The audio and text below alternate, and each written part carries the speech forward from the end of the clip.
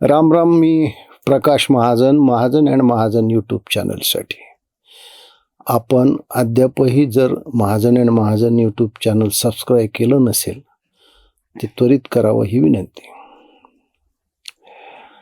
एक शेर आहे, खरं म्हणजे बरेच शेर हे मिर्झा गालिबच्या नावावर खपवले जातात. आता हा मिर्झा गालिबनं शेर म्हटला का नाही याचा कुठं काही पुरावा नाही.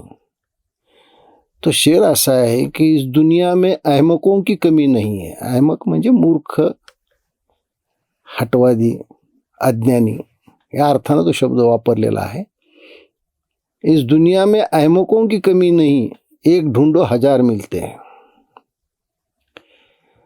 मला हा शेर आठवण्याचं कारण असं आहे की गेल्या काही दिवसापासून महाराष्ट्र प्रदेश काँग्रेसचे प्रदेशाध्यक्ष सपकाळ साहेब, हर्षवर्धन सपकाळ, एक विधान करून ते फसले. खरं म्हणजे तो विषय त्यांनी खूप ताणून धरला, टिपू सुलतान विषयी. त्यांना हे माहीत नाही की बऱ्याच लोकांचा इतिहासावर चांगला अभ्यास असतो आणि मग त्या लोकांनी त्याच्यावर पुन्हा खल करायला सुरुवात केली. तरीही आपण चुकलो आहोत, आपण माघार घेतली तर आपलं नाक कापलं जाईल अशी काहीतरी त्यांच्या मनात. नाक म्हणजे प्रत्यक्ष नाक कापलं नाही, अपमान होईल असं म्हणून त्याचं ते समर्थन करत राहिले. आणि काल त्यांनी एक समर्थन काय केलंय ते तुम्ही पहा.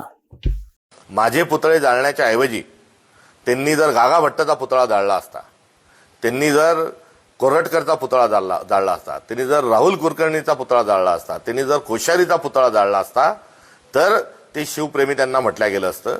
त्यांनी सांगितलं की ज्यांनी कुणी हर्षवर्धन चे पुतळे जाळले असतील, सपकाळ यांचे पुतळे जाळले असतील, त्यांना त्यांनी सांगितलं की माझा पुतळा जाळण्याच्या ऐवजी त्यांनी गागा भट्टाचा पुतळा जाळायला पाहिजे होता, त्यांनी कोलटकराचा पुतळा जाळायला पाहिजे होता, त्यांनी राहुल कुलकर्णीचा पुतळा जाळायला पाहिजे होता, त्यांनी महाराष्ट्राचे माजी राज्यपाल श्री कोश्यारी यांचा पुतळा जाळायला पाहिजे होता. आता याच्यातले काही नावं त्यांनी जी घेतली, आता त्यांना राहुल कुलकर्णी का त्यांचं नाव घेतलं मला माहीत नाही, पण बहुधा त्यांना दुसऱ्याच राहुल अपेक्षित असेल, पण तोंडातून राहुल कुलकर्णी नाव निघून गेलं. राहुल कुलकर्णीनं काही वर्षापूर्वी टिपू सुलतानवर एक डॉक्युमेंटरी खूप चांगली केली होती. आता यात जे त्यांनी नावं घेतलेली आहेत, आता त्यांचा कुठंतरी समज असेल, पुन्हा त्यांचा तो ब्राह्मण द्वेष जागा झाला असेल. त्याला असं वाटलं असेल की राहुल कुलकर्णी म्हणजे सुद्धा ब्राह्मणच आहे, पण राहुल कुलकर्णी ब्राह्मण नाही हे त्यांना माहीत नाही. तसा राहुल कुलकर्णीचं नाव घ्यायचा काही संबंध नाही. आता त्यांनी त्यात एक जे नाव घेतलं, गागा भट्ट. किती अज्ञान या माणसाचं. म्हणजे गागा भट्टाचा पुतळा का जाळायचा? सपकाळ साहेब, तुम्हाला गागा भट्टाविषयी काय माहिती आहे? गागा भट्ट हे मूळ छत्रपती संभाजीनगर जवळ जे पैठण आहे त्या पैठणचे राहणारे आहेत. त्यांचं मूळ आडनाव हे कावळे आहे. त्यांचे आजोबा हे काशीला जाऊन राहिले. त्यांची विद्वत्ता, त्यांचा अभ्यास तिथं काशीच्या पंडितांनी त्यांना स्वीकारलं. कारण त्यावेळेस काशी हे धर्मपीठ होतं, तसं पैठण सुद्धा धर्मपीठ होतं. आणि आपल्या विद्वत्तेच्या जोरावर त्यांनी तिथं कीर्ती मिळवली. पुन्हा गागा भट्टाच्या आजोबांनी. आता गागा भट्टांचे एक चुलते होते, दिवाकर पंत. एक ग्रंथ, बहुधा तो विद्वान जहांगीर किंवा शहाजहानच्या पदरी असावा, त्यांनी क्षुद्र शिरोमणी हा ग्रंथ लिहिला आणि त्याच्यात त्यांनी हा सिद्धांत मांडला की आता या पृथ्वी तलावर दोनच वर्ण उरलेले आहेत, एक ब्राह्मण, दुसरा क्षूद्र. क्षत्रिय नसल्यामुळे आता या पृथ्वी तलावर, म्हणजे त्यांच्या दृष्टीने पृथ्वी तल म्हणजे भारतवर्ष, क्षत्रिय कुणी नाही. अर्थात तो ज्या मुसलमान बादशहाच्या दरबारी होता, स्वाभाविक आहे त्याच्याकडून असं लिहिणं. तर या क्षुद्र शिरोमणी ग्रंथाला छेद देणारा ग्रंथ या गागा भट्टाचे चुलते, तर यांनी क्षुद्र कमलाकर नावाचा एक ग्रंथ लिहिला. आता गागा भट्टाचा पुतळा जाळताना सपकाळांचं किती अज्ञान उघड झालेलं आहे. या गागा भट्टाने तो सिद्धांत कसा चूक आहे की आता या पृथ्वी तलावर कुणी क्षत्रिय उरला नाही, हा सिद्धांत किती चूक आहे याची त्यावेळेसच्या सर्व धर्ममार्तंडासमोर, विद्वानासमोर चर्चा केली.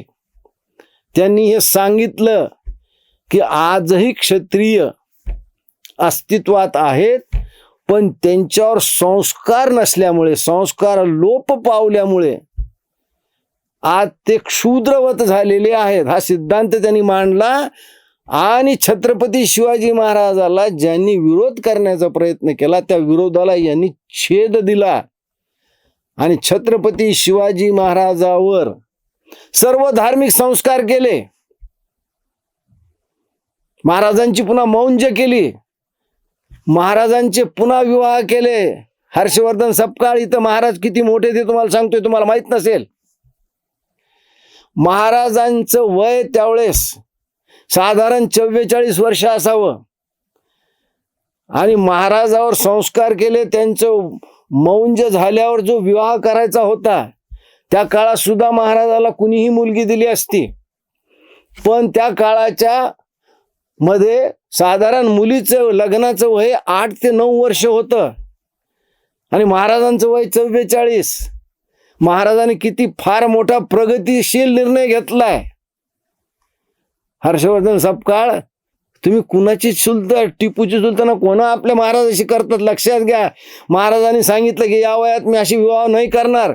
त्यांनी आपल्याच पूर्वी विवाह झालेल्या पत्नींशी, ज्या हयात होत्या त्यावेळेस, त्यांच्याशी पुन्हा विवाह केलाय. हे माहिती का हर्षवर्धन तुम्हाला? आणि तुम्ही टिपूशी चुलताना करायला निघाले. अरे महाराज कुठं, महाराजाच्या पाचसंगाला सुद्धा टिपू पुरणार नाही, पण मताच्या लालचीसाठी तुम्ही दाड्या कुरवाळायलात. आणि या गागा भट्टामुळे छत्रपती शिवाजी महाराजांचा राज्याभिषेक झाला. फार मोठा सत्कार केला छत्रपती शिवाजी महाराजांनी गागा भट्टाचा. एवढंच नाही तर राज्याभिषेक होण्याच्या किमान 10-12 वर्ष अगोदर महाराजांचा आणि गागा भट्टांचा संबंध आलेला आहे. कित्येक धार्मिक ह्याच्यामध्ये छत्रपती शिवाजी महाराजांनी गागा भट्टाकडून निर्णय घेतलेले आहेत. त्यापैकी एक निर्णय म्हणजे चांद्रसेनी कायस्थ प्रभू आणि ब्राह्मण यांच्यातील वाद. तो निर्णय गागा भट्टांनी चांद्रसेनी कायस्थ प्रभूंच्या बाजूने दिलेला आहे. आणि गागा भट्टांनी आणि शिवाजी महाराजांनीच ज्यांना जबरदस्तीनं इस्लाम स्वीकारायला लावला, त्यांना पुन्हा हिंदू मध्ये आणायचं, सनातन धर्मात आणायचं, ही चळवळ सुरू करण्यामध्ये ते होते. दुर्दैवानं महाराजांचं निधन झालं आणि तुम्ही चक्क म्हणताय की गागा भट्टाचा पुतळा जाळा. किती अज्ञानी आहात. म्हणून मिर्झा गालिबनं ते म्हणलं, ते मला कधी कधी खरं वाटतं कि इस दुनिया में अहमकों की कमी नहीं है, एक ढूंढो 1000 मिलते हैं. तसा वर दिल्लीत तुमचा एक राहुल, तसा महाराष्ट्रात हा हर्षवर्धन. या काँग्रेसमध्ये गाढवांची काही कमी नाही. एवढंच याच्यावरून आपण लक्षात घ्यावं. धन्यवाद.